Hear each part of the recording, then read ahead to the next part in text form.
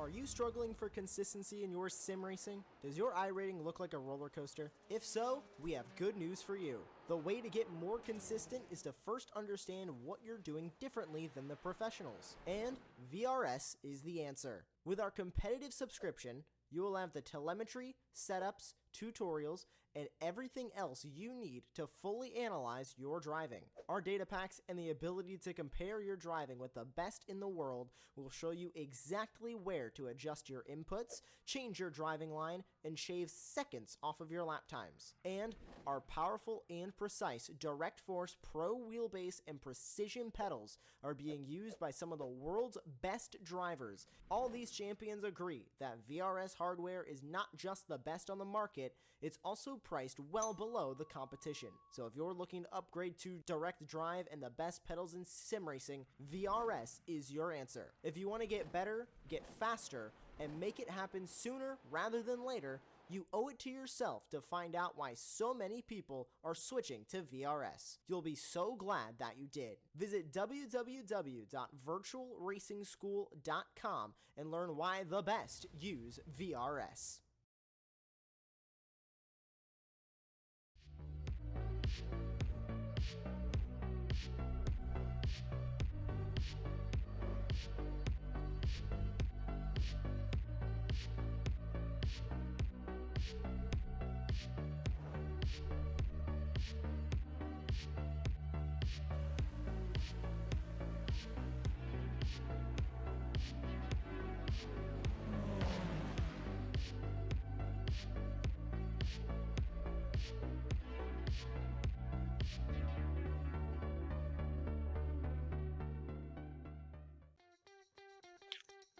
Hello and welcome. It's part 2 of Super Sunday here on Apex Racing TV as the Weekend Warriors makes the trip, a rather lengthy one, right around the globe. Alton Park earlier on in the Formula Fields, now it's the Ford Spec races here at Fuji Speedway in Japan in the foothills of Mount Fuji, iconic long straight. Well, what's the worst that could happen? Slipstream all the way. That's what's going to happen here at Fuji. I'm Tim Cox. We've got Lewis Array in the virtual production trailer. Tom Dillon joins me now. Tom, with these cars, when we came here, when this circuit first came to the service, it was like, I still can't put it into words. Absolute craziness. It's just known for its massive long straight, but there's some tight and technical bits in there too. There is, and well, I'm quite impressed, Tim, that over the course of the last hour, you've made the nearly 12-hour-long, whatever it is, flight over to Fuji. That's great commitment to the course, I have to say. But yes, I've raced this track once in endurance on the sim, and have to say I'm not a huge fan of the circuit, how it drives, but it lends itself to some very interesting racing, and that is always something we like to see when we're in the spectator booth, in the commentary booth, rather than out there on the track ourselves. In particular, I'm quite a fan of that sector 3, when it not necessarily comes to racing, but in terms of a spectacle, seeing cars go through there. Lots of blind corners, lots of difficulty, and as well that turn 16, that Panasonic corner, that also is a completely blind hairpin. That's very interesting. And so crucial, because it just leads on to that mammoth start-finish straight this track is just world-renowned for.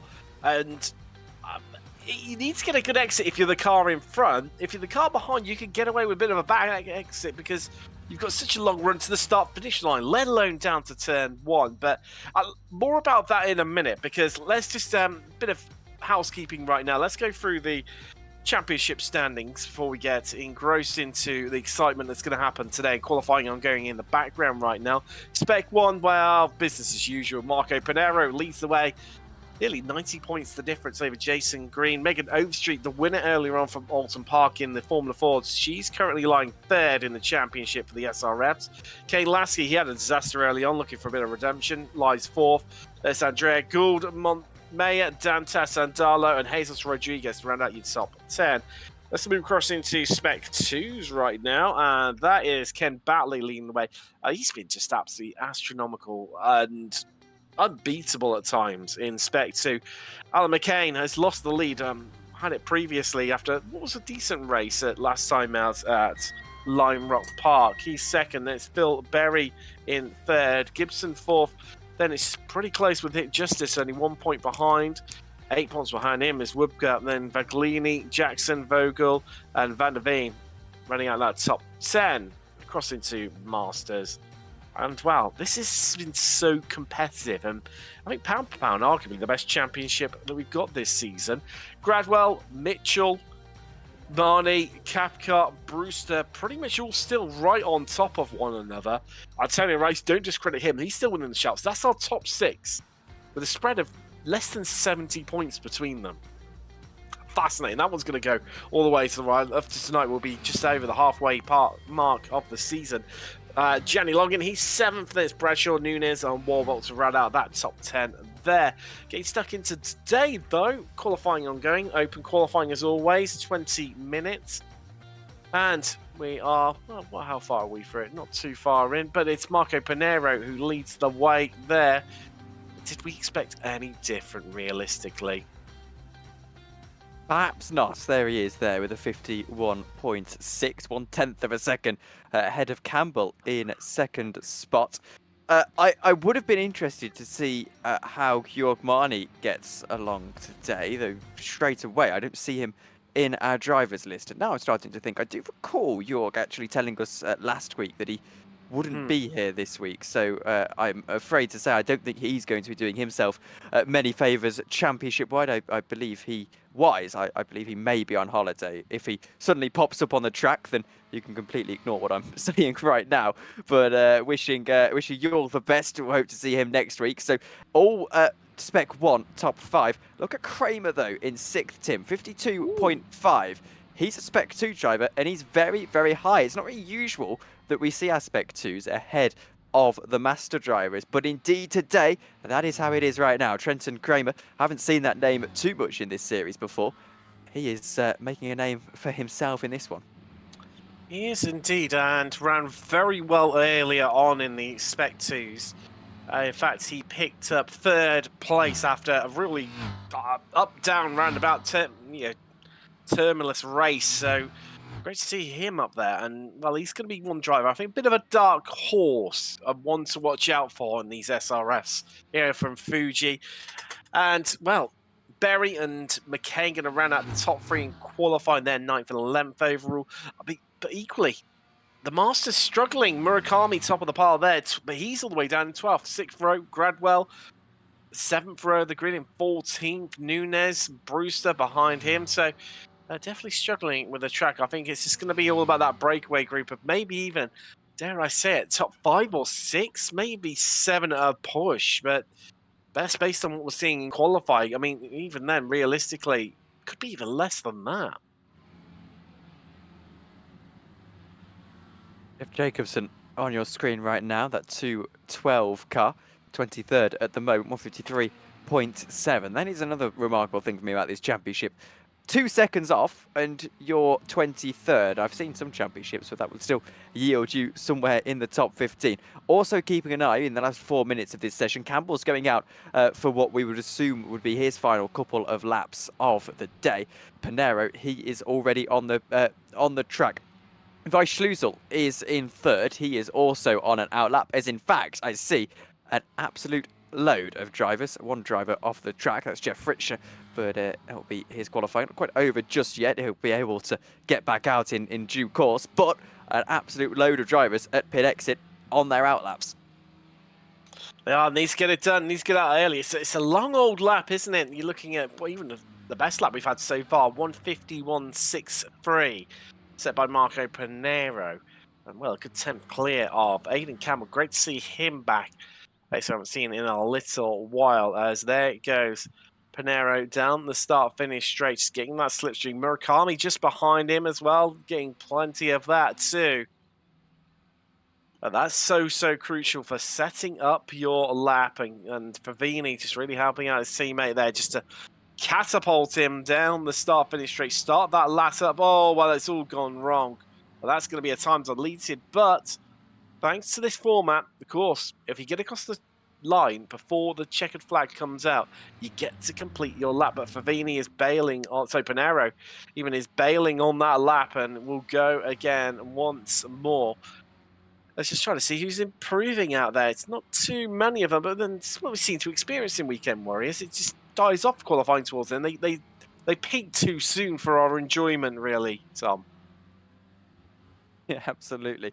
Yogwani, hello. Welcome to the YouTube chat. Proving my point that he isn't on the grid. I wasn't going mad. He's watching along. Hello, York.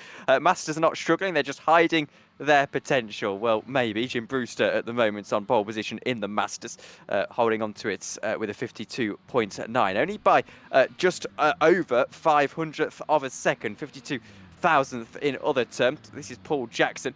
He's making his way around Sector 1 right now. 2 minutes left in the session. On current lap times, that should be enough for any drivers who are leaving the pits now. Well, need to leave very quickly. Go and get themselves another lap. Look at Dan Wood. He's going to get a little bit of slipstream from the 917 car as he goes down into turn 1. That'll give him a helping hand as he goes out on his quest up the order a little bit. I think a top 10 he'll be aiming for now, but he makes a little bit of a mess of turn 1 and in fact backs out of the laps that is his, qualifying over and done with. Weissschlusel timing it perfectly. He is on an out lap. He's going to make the finish just in time for the checkered flag. That will be good for him, as will Kane J. Lasky, who gets a chance to set himself off on a flyer. Panero, he's out of the session, Tim, into the pit lane. So it's Campbell, Weissschlusel and Lasky really in pursuit of improvements that could see them go pole position. Also into the pits and won't be improving are Kramer and Overstreet, Wood, Gansable. Excuse me, one of the new drivers to the series. Great to see new faces in here, as always. And Jason Green, well, he's a driver who needs to dig something deep here from Fuji, although I think that might be him running a bit wide there by the line that he seems to be on. There's another driver, maybe struggling a little bit, but Mr. Consistent is the Aussie Tom Gradwell.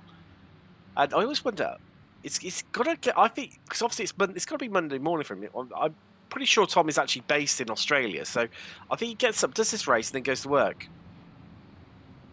It takes me back to my days of getting up at 2 o'clock in the morning to commentate on American time zone races.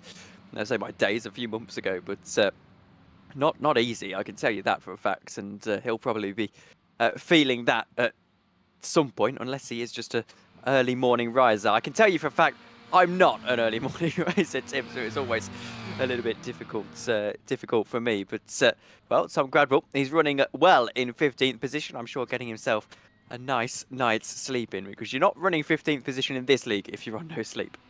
That is for certain. That is definitely for certain. And well, that's Gradwell done. And well, improved in terms of time, not in terms of position. 152.97 for the Aussie. He remains 15th, third in class right now. A bit of a disappointing qualifying for Evandro Dantas. He's looking like he's going to start 12th position, but he's still completing his lap right now as the Brazilian, so still chance for him to improve right at the depth. Did go faster last time around with 152.8 for him. So let's see what he's got left in the bag. Well, even if he's got enough fuel, that's a bit of a shout. Campbell, he's across line. He's done and dusted now. Is Aiden Campbell, so he will realistically look like he's going to start from second. It's just looking at who else is going to be on completing a lap. I think Gradwell, no, he got across the line too late. Scarley in 18th, he's rounding out his lap, although he's heading into the pit, so he's done and dusted. Ken Batley down in 23rd, he's going to complete his. So Stephen Mitchell possibly, no, he won't. He's he came across the same time as Gradwell, and there you go. That proves that point. As those two have a bit of a rub and bang of doors and body work once more. So get done that way. So there's Ken Batley across the line, and no improvement from him on that lap. Evandro Dantas will be the last one across, and no improvement there either. So that's pretty much our grid done and dusted. Grid done and dusted indeed. Ken Batley is, yes, obviously he's not really going to be able to set another lap. This is Gary Robolts. He has got one last shot at it as he goes down the very long pit straight here to the Fuji Speedway, and it's a bit of a slow crawl actually in these relatively low top speed Spec Racer 40, he gets himself only up into 32nd position. Actually, that is back of the grid. It'll start second from last as Bruno Conti has been unable to set a lap time throughout the course of the session. So we'll have your starting grid / session results come up in just a moment's time. I was sort of stalling, hoping that we'd get them up, but obviously we're just waiting for the session to tick over. Tim, a fantastic qualifying session. We've got one more car on track. That is why I believe that might be our friend Ken Bately. They've got nearly done there, Tom. You nearly carried it the whole way. We've got 10 seconds left before it rolls over into the next session official right now. And you bring up those qualifying results. But, as usual, no great improvements late on. No different. There's going to be a little flicker any second now as we roll across into the race. There we go. There it is. There it is. Porsche 911 safety car magically appears out on track. And here is your grid. Marco Pinheiro on pole. Once again, Aidan Campbell joins him on the front row. Vlaj Schuzel and Lasky make up row 2 for another European American row. Row 3 is Jason Green. Your top qualifier in Spec 1 is Trenton Kramer. Overstreet winner in the Formula Fords earlier on. Lines up alongside Alan McCain. Chris Murakami, top qualifier in Masters, starts 9th alongside Bradford Gould in 10th. As we'll have a moment, Phil Perry starts in 11th, just confirming that. Evandro Dantas alongside him on row 6. And it's Jim Brewster and Dan Wood making up row 7. Tom Cradwell and Joseph G. Ganswebel is in 16th. Kurt Nunes and Fabio Scali on row 9. Then it's Brad Cathcart and Andrea Favini rounding out your top 20. And row 11 sees Josh Justice and Jeff Jacobson next to one another. Ken Batley and Jenny Longin make up row 12. I had to think about that one. Then row 13, unlucky for some, hopefully not for Jeff Richard and Stephen Mitchell. Jeff Wibker and Paul Jackson make up row 14 with Charlie Vicaro lining up alongside Mike Newton to make up row 15 and his top 30. Then in 31st is Bob Curtin and Gary Volbolt rounds out the grid in 32nd. Bruno Conti will start just behind him on a row all on his own. He was not able to set a lap time in qualifying. Well, Conti, I did spot Tom, didn't even head out for a lap. Maybe, just start from the back, see where you come. Although he hasn't headed to the grid, so I don't. Yeah, he's missed the start, so I'm not sure we're going to be seeing Bruno Conti. But they head to the grid. Let's have a bit of a mention. We've got 2 series sponsors for this championship, and well, thank you very much to them. But first off, let's kick things off with Race Voice, of course, long-time sponsor. And if you're looking for a simple way to transform complicated performance data into easy-to-understand notifications and alerts, then they're the guys to turn to. With over 16 different notifications, including up and down shift, over rev alerts, corner entry, turn in and exit speeds, it provides immediate feedback on driver and vehicle performance. You find out more by heading across to racevoice.com. And second, we've got Apex Racing Academy with 29 data packs for road and oval racing. SRS being one of them, and one of their drivers being a successful member of this championship previously, Jamie Fluke. They have setups, track guides, integration with virtual racing school. They also have weekly group coaching sessions and individual sessions available. Make sure you check out Apex Racing Academy. We've got a long way now to get to the start-finish line. It's great for the race finish because it's that long run, still not all done and dusted coming out the final corner. As Panera just backing up the pack, Porsche 911 safety car heads in. And just this long wait. When does he go? Well, he's going early as let's get ready to go racing from Fuji as we are green. We are go round 6 of the SRF Weekend Warriors, and already it's starting, and already we're making a free wide on the run down to turn 1 as Lasky tries to get the jump. Campbell there on driver's left getting a poor start. Did drop 2 places, but there's a field compresses up right now. They head down into turn 1. Will they all make it through? Well, I think they might just well have done, Tom.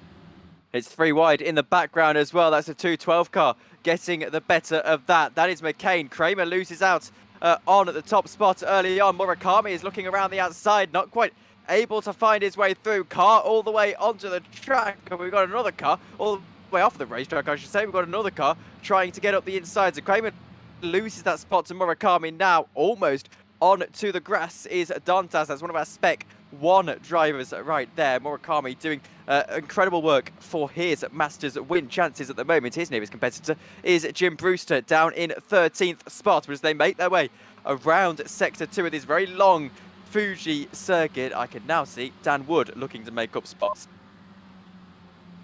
Getting it done, well, attempting to right now is Wood onto the brakes, and bit of a kerfuffle happening behind them. Nunez involved in that one, just trying to get around a few drivers, still 2 by 2, Cathcart and Scarlett, and then Jacobson, who's just sneaking his way through. Favini right in the mix there, he's got Justice tucked up right behind him with Fritcher trying to find the fastest lane, but still side by side at the front of them is Cathcart versus Jacobson, and Cathcart just winning out that battle initially. They're still all amazingly just can't sort themselves out, all still 2 by 2, nearly 3 wide. In fact, they are 3 wide on the exit, and as they head down the start-finish straight for the first time under racing conditions, they're definitely 3 wide. Justice in the middle. Favini's got the best view in the house right now at Fischer, Justice and Scarlett side by side. And what is Favini going to do? The Swede is going to pick up the slipstream. You can see him catching. Is he going to make this 4 wide? Oh, maybe not, as they all bang wheels. Here comes Favini. Oh, he's done the wise thing. He's backed out of it. He doesn't make it a 4 wide. But Justice, I think, the big loser out of that one, just backing out early. Not going to be the last of the late breakers. Actually, very tidy move for Favini as he got the sweep around the outside and was able to get a spot out of it. So that was a good game of patience, but still, all of these cars just streaming through as they go up into what is turn 3 of this racetrack. Interestingly as well, every single corner, barring 7 and 8 on this track, are actually named. Here goes Joshua Justice looking around the outside. He's going to get all the way onto what would be the marbles if this were a real racetrack and not a simulator, and he might find himself losing a position here. He won't. He's able to just about hold on to the spot. It's Knutson just behind him. This is a battle, by the way, that stems all the way from pretty much 20th position and goes all the way back to the back of the field. And 32nd, you can see all of these drivers. And this is actually, as I said, the back of the field. So pretty much a huge, huge train. 399 goes over the curb. We're switching back to the battle for the lead because Marco Pinero has got a 1 second gap to the car behind. However, that car behind is finding himself under a lot of pressure from Weissschlusel, and that'll be interesting as they go down the pitch straight. Here we go. They might be wise to bump draft this one out to try and keep everyone together and prevent Pinero getting away from them. But will that happen? Well, doing this lot, probably not. Trenton Kramer had a poor start, started 6th, 3rd row of the grid, now down to 10th. That is Dantas in front of him, who's had polar opposite fortunes. He's up 3 places.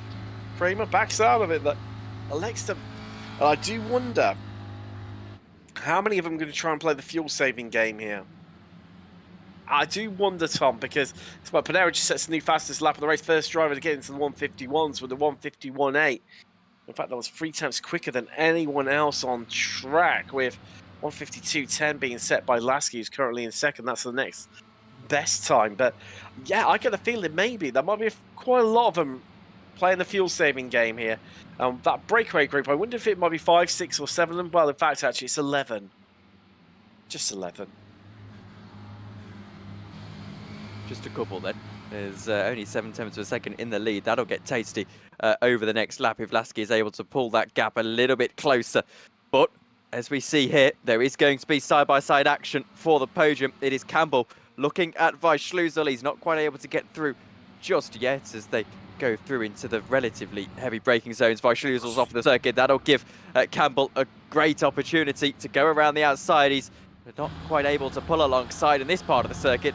Well, it's very difficult to pass indeed. You'd have to chuck one down the inside, and then that's all lucky if you can even see the apex. But Weissschlusel makes a mistake, and Campbell is going to sail on through as they go down into what I believe this part of the track should be your turn 16 hairpin. It is. That is Campbell getting through on Weissschlusel. Will we see a 3-wide bit of action? We might just do, as Campbell comes under pressure from Weissschlusel and Green, who tries to make it 3-wide, will make it 3-wide. It's only 4 attempts at the lead of the race as well as they go yet to even get across the starting line. Weissschlusel gets his nose ahead, Green gets his nose ahead, and Megan Overstreet is getting there to looking to make it 4 wide. She will almost make it 4 wide. It's technically 4 wide as they go down into turn 1. Campbell cuts across Weisschlusel. Weisschlusel cuts across Campbell. He'll try and get ahead into the corner. He does, but now he spins and he makes contact with Overstreet. There's a spinner in the background as well. That's McCain around her in the background there. Oh, what a shame. That's a huge shame, because that was just essentially his own mistake that has cost him and cost Overstreet as well. She might be ruining not making it 4 wide official now, Tom, by squeezing up the inside. They had the pace and momentum, but Weisschlusel just lost the rear, didn't he? Just all by himself. Oh, Campbell, how lucky was he not to be taken out with Overstreet? Frighteningly close. Incredibly lucky. And, well, that is a really, really frustrating moment for him. And Weisschlusel, as I said, only really has himself to blame. It's a simple mistake to go onto the AstroTurf there, and it just sends that car around. That's exactly what's happened to him. Spinner ahead. We have got a spinner ahead. And it's your 14th place car. It is the 28, as there's a car in the background as well. Dantas, I'm hearing in my ear. Ganzebel has retired. He is out of the race, or at least into the pits, where he'll re-emerge for our next 33 minutes or so. We're yet to see. Jacobson gets past Ward as well. That's for 15th position. Here is a replay of what happened. We're seeing Ganzebel in the 146. He looks at the outside line. Think there might be contact under brakes. There is contact under brakes. That sends a car flying. Ganzebel gets seconds. And, well, that is no surprise that he comes into the pits and presumably calls it a day. Well, it's Brewster who made contact with him. That's going for Brewster. His championship aspirations in terms of Masters. But there's Overstreet getting the move done on McCain. Both these two caught up in that drama last time around at turn 1. So Overstreet up into 12th now. Kurt Nunes just in front of them. In fact, Gradwell just in front of them as well. So, bit of a lock up there from the 28. They all managed to sort themselves out just about. That was downward, getting all out of shape there. Bit of a. I tell you, it's really, really challenging for the drivers, it seems today. Quite often struggling with turn 1 when they make it, more than 2 wide. Just having a little look. Track temperatures, and this probably playing a large part of it, 44 degrees Celsius. That's Fahrenheit, round about just shy of the 100 mark. So I think that's why the drivers are maybe experiencing a lack of grip out there during racing conditions. This battle's getting very interesting, as Pinero, after breaking away early in this race, has not quite been able to hold on to it as they go through turn 14. This will be turn 13, rather. And we'll see if there is anything that Kane J. Lasky can do. They'll go now through turn 15, then it's the Panasonic hairpin, and surely Kane J. Lasky is rubbing his hands together thinking, I can get the lead of the race at this early stage, if indeed he chooses to do so, because fuel saving strategy is so important in these Spec Racer Fords. Let's wait and see as they apply the throttle down the pit straight once again. You have to, you can make yourself a cup of tea as you go down here in these cars, as Lasky is in the slipstream. He's getting very, very close indeed, and it's going to be telling whether he dives one up the inside or indeed even chooses to draw alongside. They've got a nice little breakaway of about 2.3 seconds as they go down into turn 1, and by the looks of things, by the fact that he is now losing time, I think Kane J. Lasky has got a very clear plan for this race. Murakami, by the way, just made 2 passes in 1. Trying to look into the background there. Oh, how loose and Larry was Aidan Campbell getting on the exit of 1 there. Well, after qualifying so strongly on the front row, now finds himself all the way down in 5th, and what is he, 3 seconds, maybe more behind our leader right now. So real disappointment for him and how his race has played out so far today. In fact, it's about 3.5 seconds that Campbell is behind Pinero. As so one of the drivers just heading into the pits there, had the alarm going off. That would have been no, probably Paul Jackson heading in there. But it's turning out to be a bit of a war attrition here, isn't it? And those incidents that have happened near the front have really spaced everyone out, except for our top 2. And then, well, equally, Green and Murakami still very close, and Campbell all in with a shout here. So it's whether these 3 can close up to the top 2. But based on the pace that Green has right now, I'm not too sure, Tom, if he's going to manage it, because last time around, exactly the same pace as those drivers in front of him. But they are coming up on the back marker I've just seen. Is that going to hold them up enough coming through this tricky part of the circuit for these guys to catch up? I think it could be potentially... Oh, no, they're just going to catch him maybe at the wrong point for it to have a major effect. And I'm trying to spot who that is. I think it might be Fafidi in front of them. Well, that's interesting. Down the straight, they'll catch them. And I wonder now if Panera is going to just nick a little bit of this slipstream and stick in and do it under the brake so that he avoids having to cut that hole in the air for a little bit. He doesn't. And indeed, the back marker goes over to the right-hand side and allows him through. So that's sensible stuff. Lasky thinks about a move for the lead. I don't think that was literally he was thinking and sizing up a move. I think he's playing a few mind games here. I am here. Just knock on the door. Just remind them. I'm not wanting to go for the move yet, but I could if I wanted to. It sounds silly. Oh dear, never mind how it sounds silly. That looks silly as Megan Overstreet gets tapped in the back by Alan McCain and almost goes round, does go round. And her horrible experience of turn 1 continues. And Alan McCain is the culprit on this occasion, I believe. We'll watch the replay. As you see there in the background, it's the 909 car. Is that McCain? No, it's not. I apologise to Alan. It's Tom Gradwell. Oh, it was all just getting a bit tight there, wasn't it? And close for comfort. And yet again, over the street. Well, the benefactor of all the incident and spilling out onto the track and spinning out. Such a shame for her because it was looking incredibly strong for that incident we had early on involving Weisslusel. He just lost it on the exit of the corner and careered back across the track. Meanwhile, in front of them, Trent and Kramer now to the front of this group. McCain right up behind him. Then it's Nunes, Fritcher, and Scarley onto the back of these. Jess Jacobson in the fight too. And this is, well, almost becoming that sort of like the battle for the best of the rest. As Trent and Kramer bounces across the sausage curbs there. And he's just looking a bit unhappy in that car at the moment. It's a bit of understeer out of that corner as well, but he's holding on to Alan McCain at the moment. McCain is after that second spot in our Spec 2 classification as they almost make it too wide as they go now down the straight. Let's see if we're going to get more 3 wide, 4 wide action maybe as Campbell is getting past Green for the lead. Lasky, I think, is for third position, and then Lasky is staying 3/10 of a second behind Panera. There you can see the 43 car going down the inside. Alan McCain is looking for that second spot. Alan McCain is going to fly down the inside line as the 43 looks to make it 3 wide. Alan McCain gets late on the brakes, gets himself through to second position as it following him through is Fritcher in that 43. He now officially gets past Kramer, but Kramer still on that inside line trying to get that spot back, knowing it's important for his battle with McCain. And he does. Nunes tucking in behind them. Now advantage McCain at the front of this group. Let's nip and tuck and as close as you would like. Well, I say that.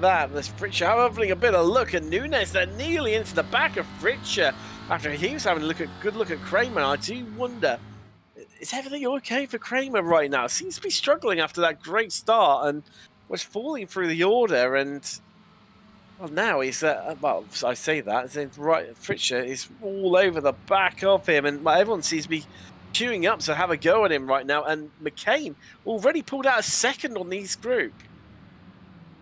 And that is the power of battling.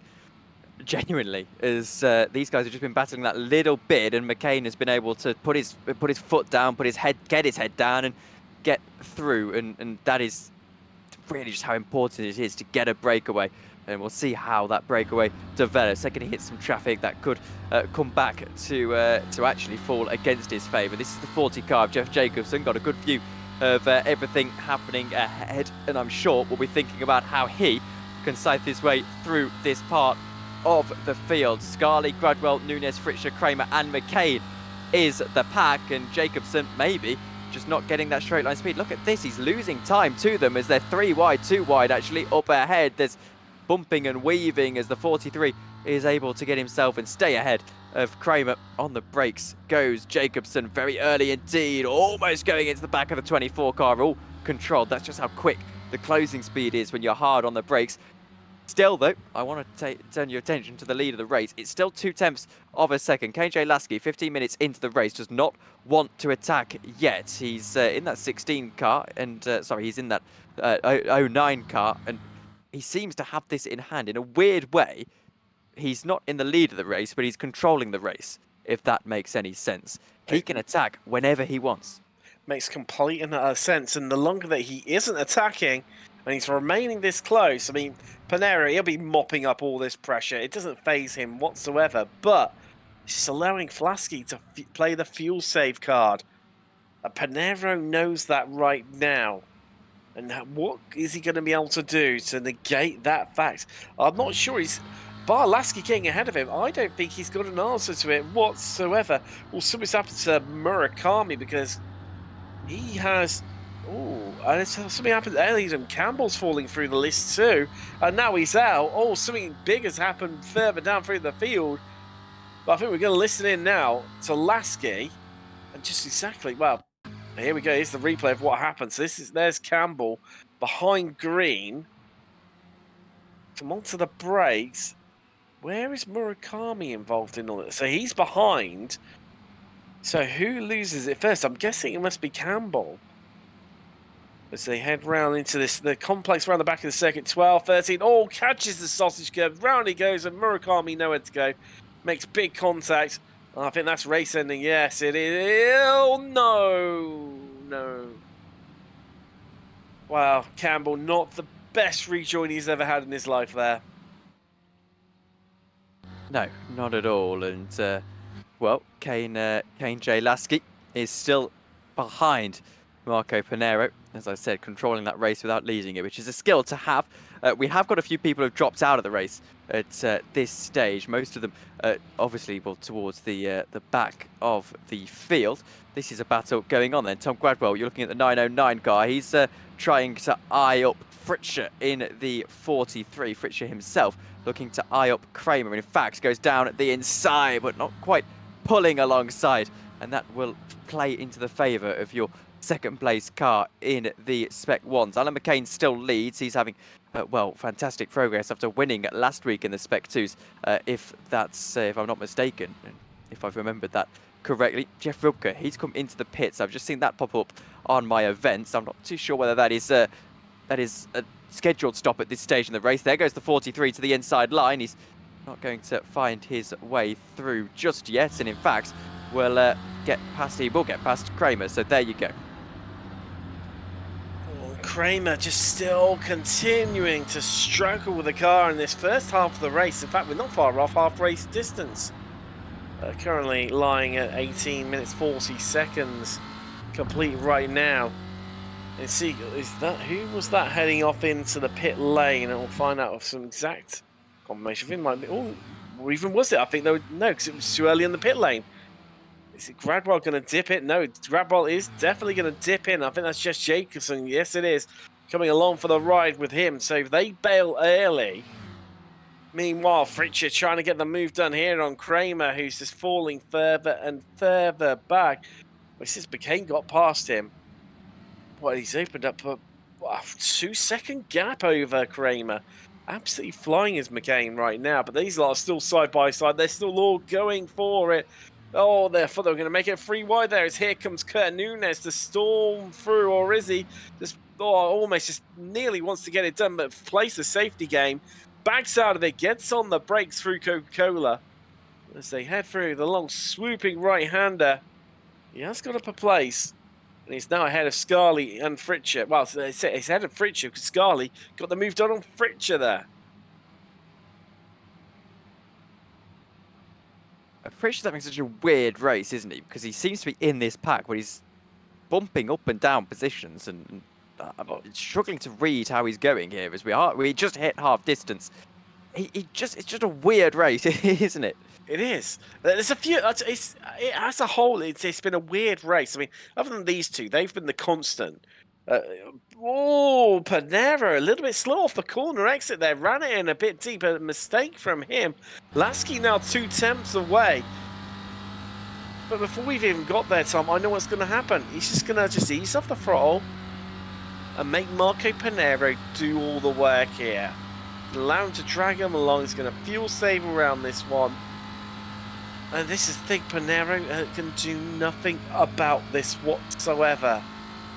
And the full attempt's clear.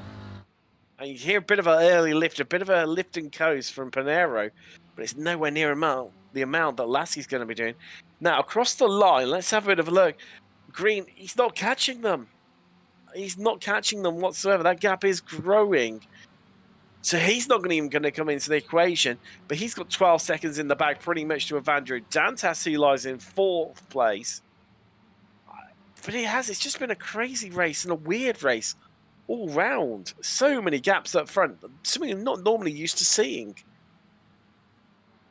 No, we're not, but we are also on a significantly larger racetrack than what we've been on over the last few weeks. Because, true. This is, in fact, the biggest racetrack we've been on, apart from, I don't think we go to Spa, but in fact, we do go to Spa, don't we? I don't think I read that the other day. Correct. We do. We go at round 10. That's interesting. There we go. That's going to be interesting, but apart from Spa, this is probably going to be the biggest racetrack we do race on throughout the course of the season. Assuming, that is, that we don't go to anywhere else like the Nordschleife. I don't have the calendar in front of me right now. This is by Schlusel. Another weird race for him after having that spin earlier on. Look at Alan McCain. He's having a battle with Gould in that 197 car. McCain is, well, this is interesting from McCain because he's 5th at the moment, but the second Gould gets past him, suddenly it's Kramer, the next car behind, and that will start to build the pressure because suddenly you make any mistakes and that car is right on your tail. So this will be fought perhaps a little bit harder than you would expect for Alan McCain, who knows he needs that car in between himself and his Spec 2 Challenger. I know that the points are given out overall. However, that win is the win, and I'm sure they'll protect that at all costs. It's all about the bragging rights at times, isn't it? And Trenton Kramer about to lose another place here as Fabio Scar, the Italian, comes alongside. But did he pull out too soon? Not too sure as they head, there you go, finally across the start-finish line. What the fudge is the finish line? So the start line's not further down there. There, that is, as they head underneath the Panasonic gantry. And just behind them, Fritsch's looks pulled out very aggressively. I thought he was going to get the move done on Kurt Nunes. But is it going to pressure Nunes into making a mistake? He runs in a bit too deep. This could allow Fritzsche to come back through. Scalia ahead has got ahead of Kramer. That's the Italian up 11 spots now into 7th. Fritzsche up 15. He's the joint highest riser with Gary Wolbalt, also up 15. Wolbalt lying down in 17th, but Nunes eventually holds off to Fritzsche. They remain 9th and 10th, respectively, but this four-way battle is definitely not going away anytime soon, I get the feeling, Tom, as we're 23 minutes in, and, well, behind them is a lot of pace, especially with the amount that they're battling. Overstreet and Favini and Fleischusel are the next 3 cars behind these drivers, and I think something's happened to Tom Gradwell. There has, and he's down into 24th, fighting Jacobson, but not. Well, I'm going to guess, Tom, he's going to have a half spin at turn 1. Is my prediction. That's Dan Wood ahead of him. So he goes for a move. Wood sees it coming, and well, just runs it in a bit too deep in the end, and that's why he's ended up behind Jeff Jacobson instead of ahead of Dan Wood. Chris Murakami has gone off of the track.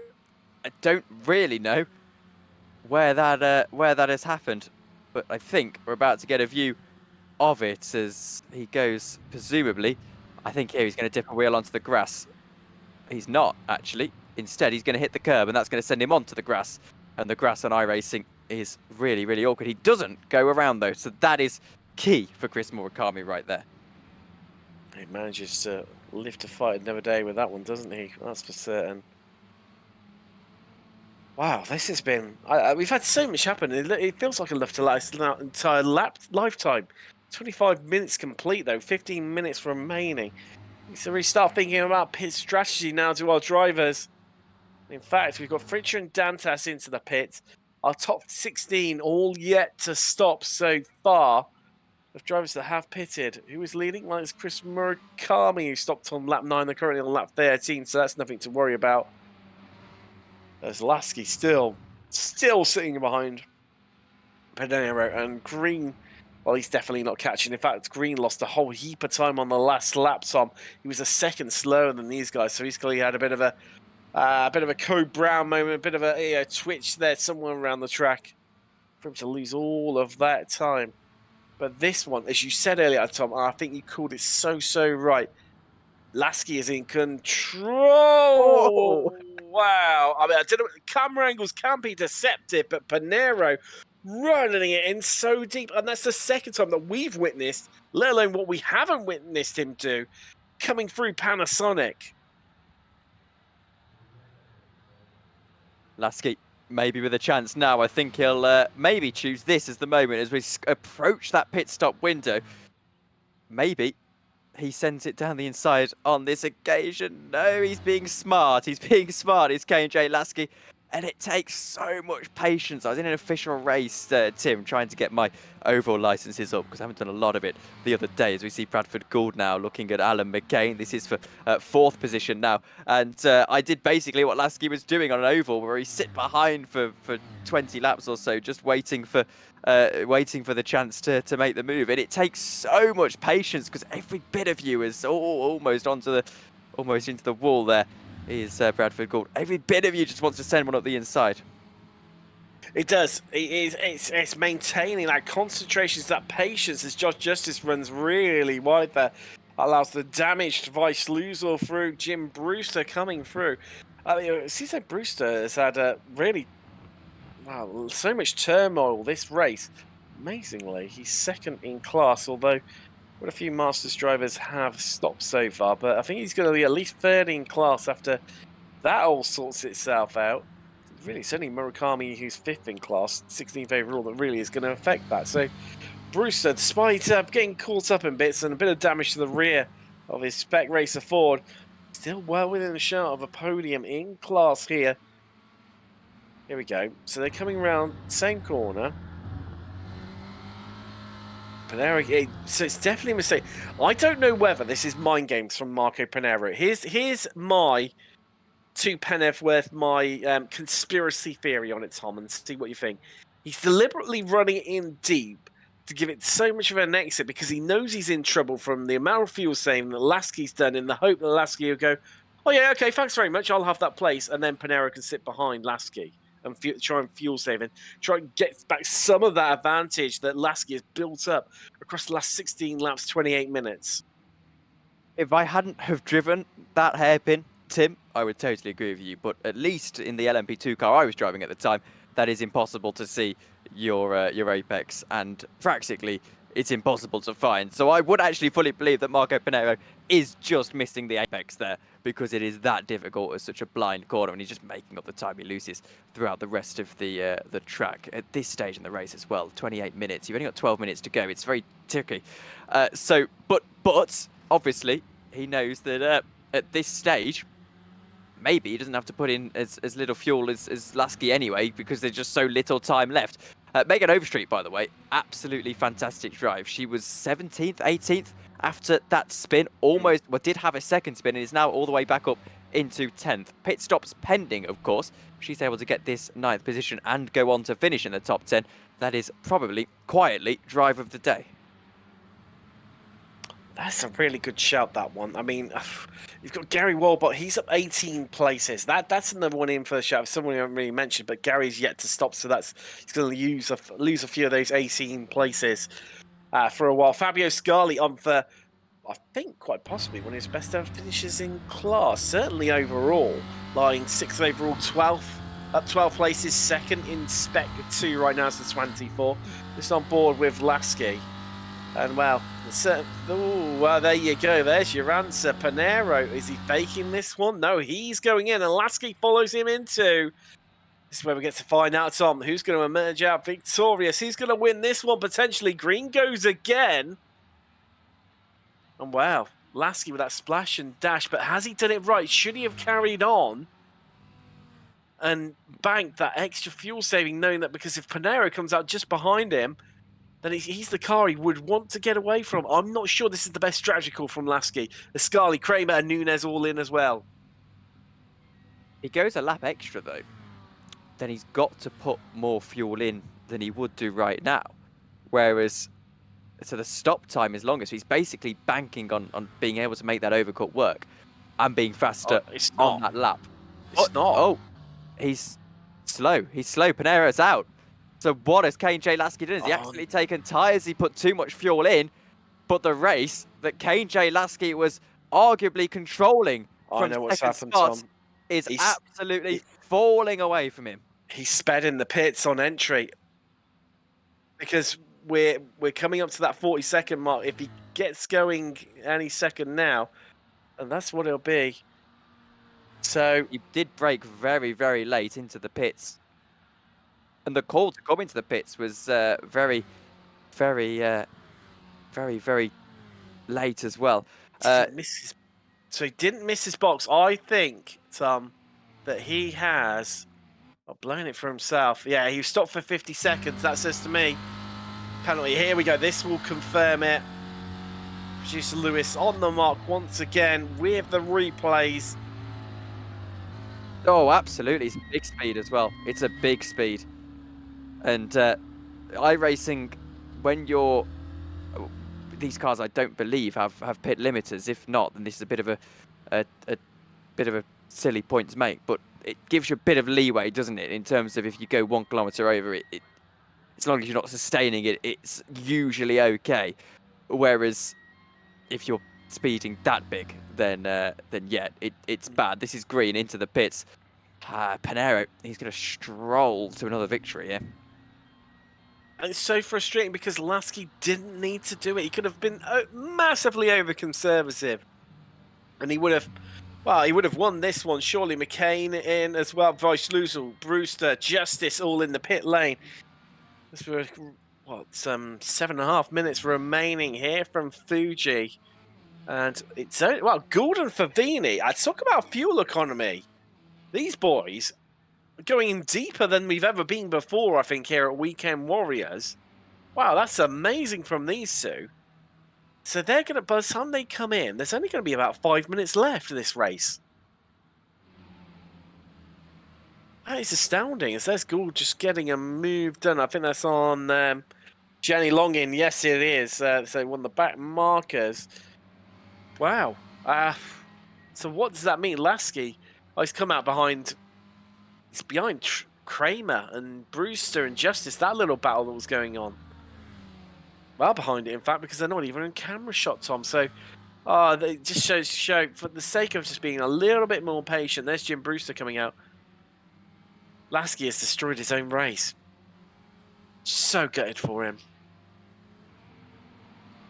Well, I'm gutted for him, but at the end of the day, rules are rules, and that is one of them. That in fairness, you know, to I think fairly criticise him, you know that is when you're fighting for a win. That is the one thing you know to do. Be cautious as you go into pit lane. There is no need to attack Bradford Gould. It's slow. Has he run out of fuel or is he spun? I see a puff of smoke. Spun. I see a puff of smoke at the at turn 16. So indeed, I think you're right there that he's spun, and they're going to have a race down into pit lane between the 27 and the 109. This is a bit more 197, I should say. This is a bit more conservatively driven from Bradford Gould, I have to say. And after technically leading the race, he spins at turn 16, but the net result of that seems to be not a great deal. Yeah, Favini, all of his Christmases came at once there as Gould has... He's got to have just lost it all by himself, hasn't he? Here, just loops the rear end. I'm guessing coming out of Panasonic, as you've alluded to many a time, Tom. Oh, that half spin and held it well, but just lost all that time. In doing so, she alluded to numerous times, Tom. That blind entry, just costing him dearly and just getting out of shape. Well, hold on.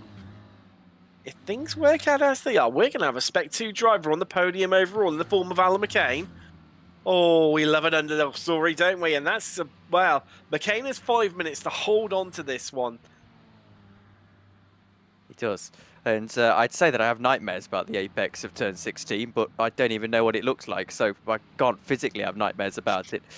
But Alan McCain is really on good form, isn't he? He took him a couple of rounds to get that win, and he did in that last round, and he's just not looked back since. He's always looked competitive. In fact, he's looked the class of that field. but he still is just looking like he's the class of that Spec 2 field. And in fact, he would be doing a job in Spec 1. He could do based on today. I mean, McCain really just absolutely everything's just come together for him. There's been a few incidents in front of him, but even so, he's just driven a flawless race, and he's kept it together when others haven't. But still has 4 minutes left on the clock remaining to bring this one home. Poor. Dig deep, Alan. Dig deep and get this one done for us. As there's Kramer. Well, I'll tell you what, excuse me, Tom, that lot had that big battle before the pits, and they've come back out. They're having it again, but this time, Vice Lucial and Overstreet, who I pre-warned about, that it was going to get involved in this battle if they kept battling. Well, guess what? They have, and they're now at the lead of it, leading Kramer, Brewster, just lacking a bit, and at the back of this group, you see Kramer right at the tail end, and Vice Lucial punching a hole in the air for everyone. Goes shallow, and I think that's going to allow Bradford Gould alongside him through. Oh, Vice Lucial into the pits. Oh, that's interesting. Overstreet for 10th. And at this stage in the race, that is 4/10th. After all of that difficulty earlier on into the race, the top 10 looks like it's heading the way of the number 44 machine. And, well, here is Vice Lucial, potentially a drive-through. We'll wait and see how that is going to develop. He's turning in very late if his pit box is indeed tuned. So I think this is a drive-through penalty for Vice Lucial. That makes sense. That's going to ruin his race down into 18th position, maybe. Battle for 7th. This is Tom Gradwell in 7th at the moment. Jacobson is looking to get alongside him. We are well and truly in the closing phases of this one right now, and there's still plenty of battles going on all the way throughout this order. And I actually hasten to say that perhaps the battle, as KJ Lasky looks to go up the inside of Brewster, perhaps that battle for the lead could develop. Panero is losing a fair bit of time. The sickening thing is, he's even been in the YouTube chat chatting away to Jorg Marnie while leading this race. A bit of a mention as well, Aidan Campbell's just been done for a drive-through as well. The driver that started on the front row with the driver that you can see on the screen right now, Marco Panero, all the way down in 24th. Not the afternoon he would have been hoping for.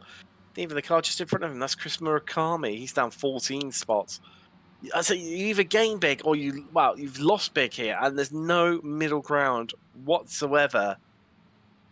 In fact, the only car that's still on the lap in the position they started in, that's Charlie Vaccaro in 29th, but he is 5 laps down, maybe 6. So that's green right on top of Panero. Where's that happened? So Panero has lost about 4 seconds to the last lap, Tom.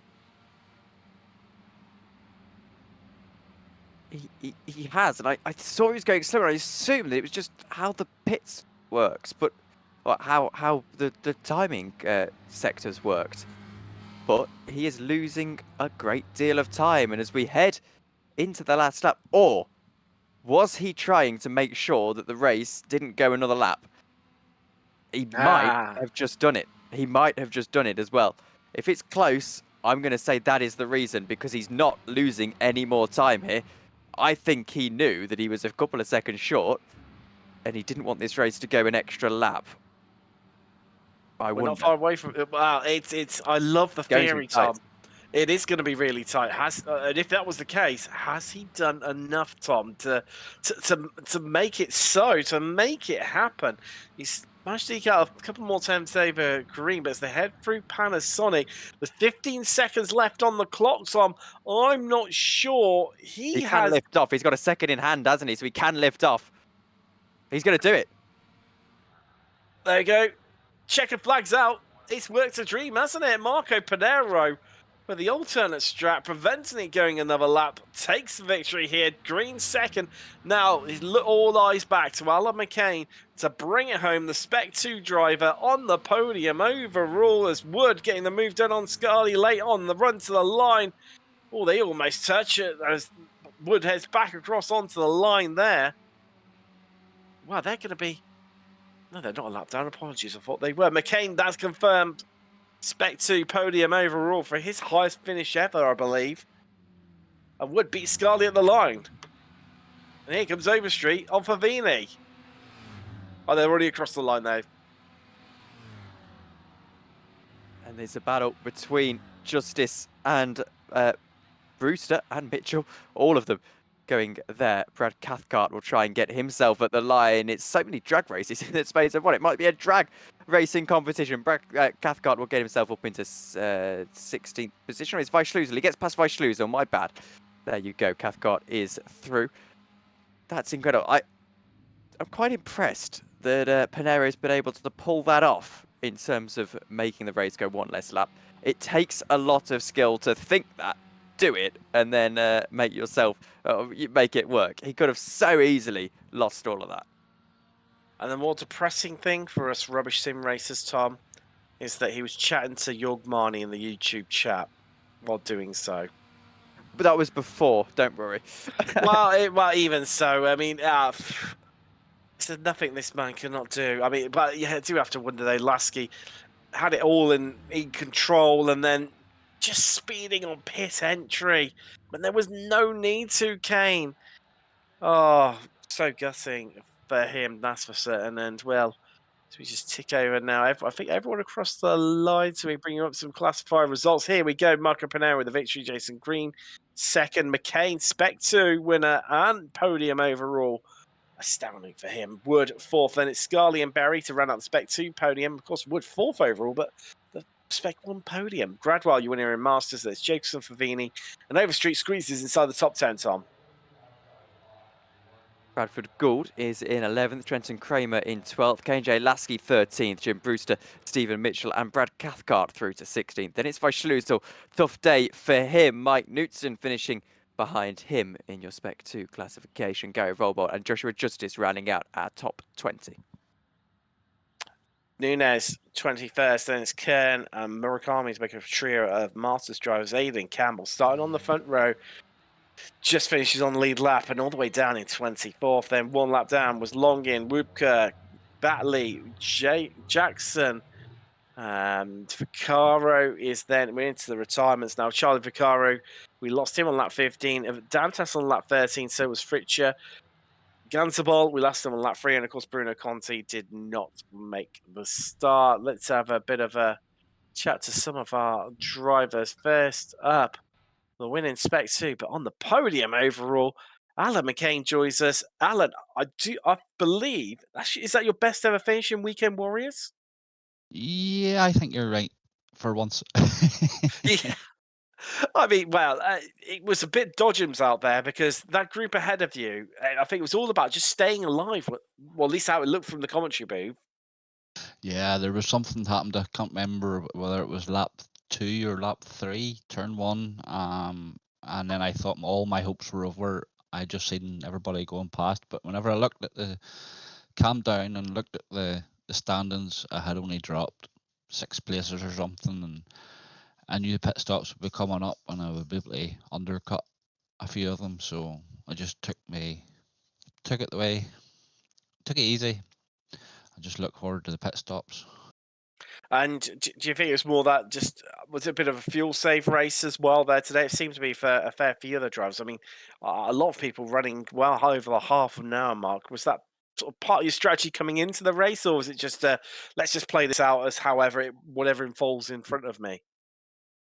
Well, I was going to try and pit sort of halfway, and then I got the damage, and I thought, do you know what? I'll just try this. I'll just try running on and see how much fuel I actually do need to take, because I did feel as if I was carrying damage, which therefore would use slightly more.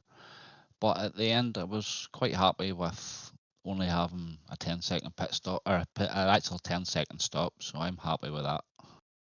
Right, worked out a treat. Congratulations, Alan. That's Alan McCain. Third overall and winner in Spec 2. Tom, who have you managed to go for a chat? We're going to drag up Jim Brewster. Jim, we've just come to the biggest track that we've had on the calendar so far this year, Fuji, and yet another interesting challenge. I mean, you're involved in a fair bit of action today. how did this stack up compared to the other tracks for you? Well, it's a bit like running on an airport, but no, I like it. It's real high speed, and as long as you stay away from the sausage curbs. Unfortunately, I got royally punted on lap 4. I knew Tom, that I was going to have to fight with Tom, but then once I got punted, I was in a different group, so I just tried to maximize what I had, and well done to Tom. He ended up getting the win. That's excellent. And well, how in terms of your own prospects of winning, obviously going forward, how are you how are you feeling about that? Well, this Masters, we a couple of the alien Masters, I like to refer to them, weren't here today. There's usually 3 guys that are up front, and then Kurt and Tom are in the next pier, and I'm like 6th or 7th fastest, and so I just you just try to maximize what you get, and on a day like today you get P2. A couple people didn't show up, and a couple people made mistakes. You just try to make the most. I try to get my car the best ride it can have, and today, unfortunately, it had a big dent in the rear end for half the race, but other than that, anyway, good race, fun track. It's fun without the chicane.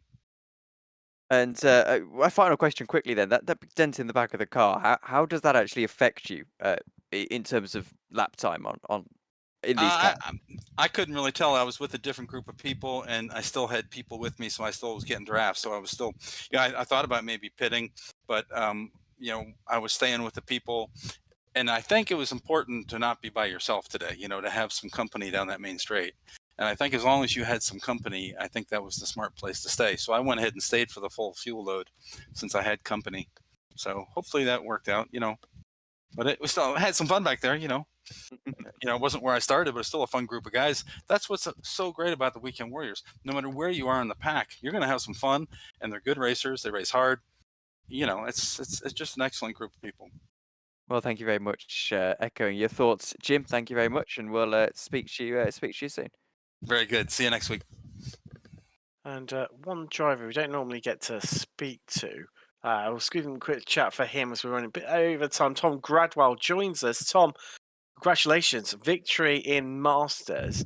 We were talking about it. I believe you're actually based in Australia, aren't you? So is it Monday morning for you right now? Yep, Monday morning, 5 to 7. Wow.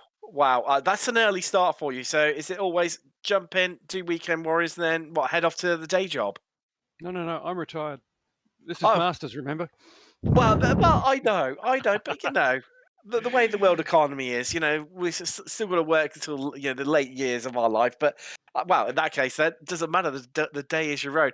I mean, just talk us through today. You were involved in some absolutely epic battles, and in the end, 7th overall. Not too shabby result too. I'm stunned. That's just an accidental podium. I made so many mistakes, and I was guilty of making inroads into other people's cars as well. So I was very lucky because I had 11 incident points by the end of the race, and I think I had 10 by about lap 5. Wow, so that's impressive that you managed to not get as many in the latter stages. That's for certain. And just track temperature is really, really high there today in Fuji, and just how much of a factor was that playing in part of, do you think, the incidents that we saw, or just driving in general? I don't think so. I mean, I was about a second off my quickest time because of the temperature. But look, there's several corners in this track that people tend to either take slower or faster, and I've noticed it all week. And the corner where the chicane's been removed is a classic, where some people will go really quickly through there and others won't, and you can just so easily get concertinaed. Well, either way, it worked out okay for you, and victory in class, which I believe that's second win for the season after winning the Laguna in class. So, congratulations, 7th overall as well. That's Tom Gradwell. Wow. Cheers. Talking of Tom, I think that's just done and dusted for today. Quick closing thoughts from yourself? I loved Fuji. It's such an interesting track compared to the other ones, and I hope we go back to more big racetracks because alongside those smaller ones, they're good fun. Good news. Next week, it's Interlagos. That's always an epic race in these. Hands down, no questions asked. I'm sure it's going to be no different. But to round out things on Super Sunday with a dual header of Weekend Warriors, thank you very much for joining us. And congratulations to all our winners. Commiseration to those that didn't have the best. I've been Tim Cox with Tom Dillon and Lewis Araya. Thanks very much for joining us. And we'll see you in a week's time. We head to Interlagos for the Ford Spec races. See you then.